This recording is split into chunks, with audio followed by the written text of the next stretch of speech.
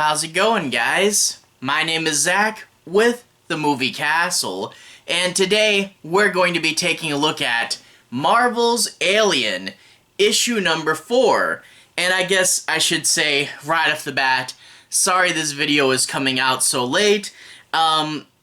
Basically, around the time this came out, I got really sick, and it seemed like that week or so that I was sick, every single comic decided to put out a new issue, and I've been playing catch-up lately, and I think this thing just got delayed so much that I decided to wait until the next one was out and review them both kind of close together. So if you're watching this shortly after this video is released, I'll try to get the review for issue 5 up. But yeah, sorry this is so late.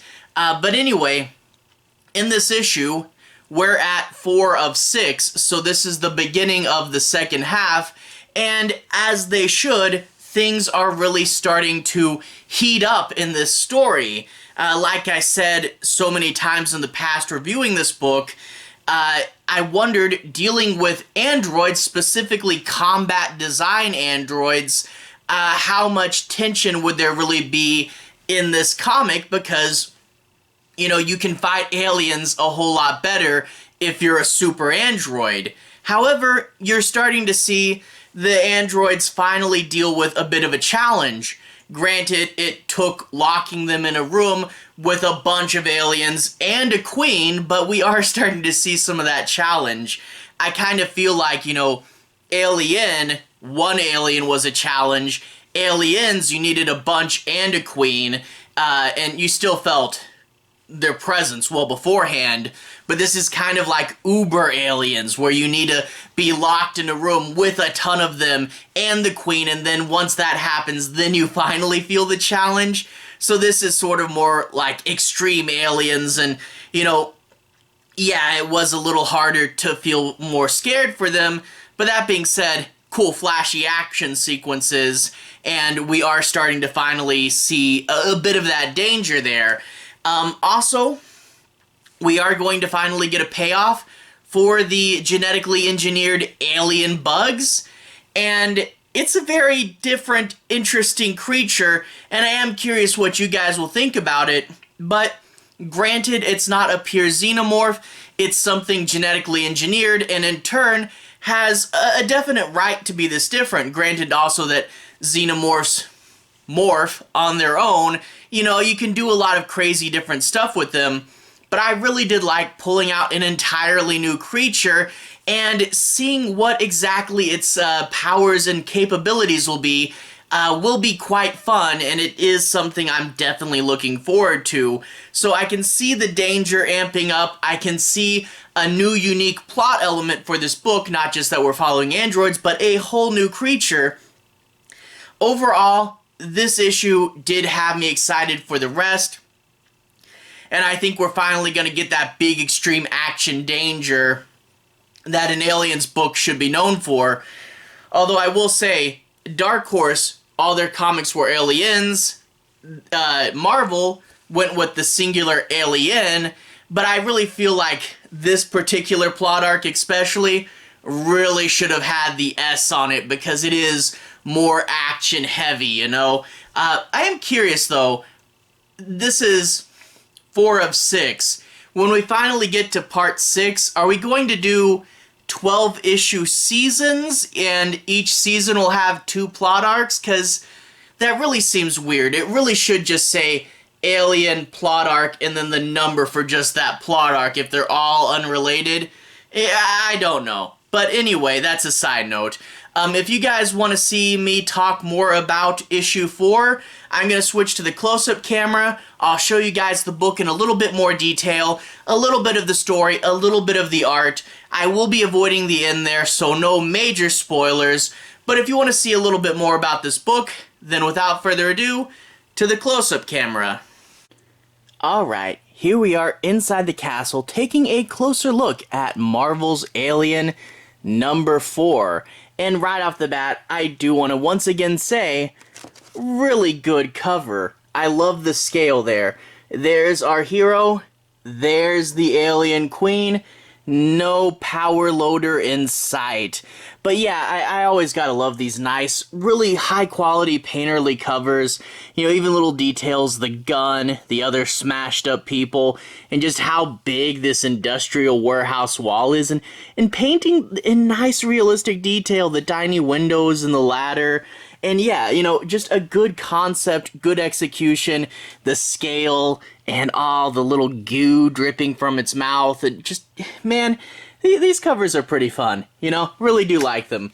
Anyway, if we flip it open, there is a cold opening first, but we do get the previously on page, where they talk about Alien, then Aliens, then Plot Arc 1, 2, and now the previously on for this one, and we get the Toddler 9 article, you know, the little schematics they get, you know, talks about how it was, what is this? The planet relies on 2 advanced terraforming engines modeled off technology established from the colony Hadley's Hope. That's Aliens. And then little things that they were doing there. Human DNA, flora and fauna, infectious disease, pathogens, xenomorph DNA. That's the kicker right there, isn't it? We get the Alien logo, double page, Icarus Part 4 of 6. Really like that they're telling us, you know, plot arc name, how many are in it. Phillip Kennedy Johnson as the writer, Julius Ohta as the artist, and that cover that I was gushing over, Bjorn Barons.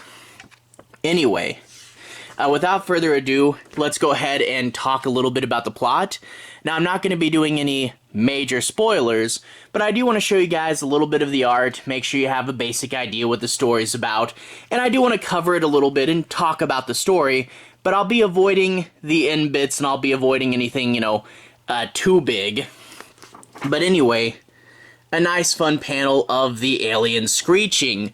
They've been locked in a room by the humans because even though escape would get them off planet, they say it's more important to keep the aliens on planet, and they'd be willing to sacrifice themselves for that.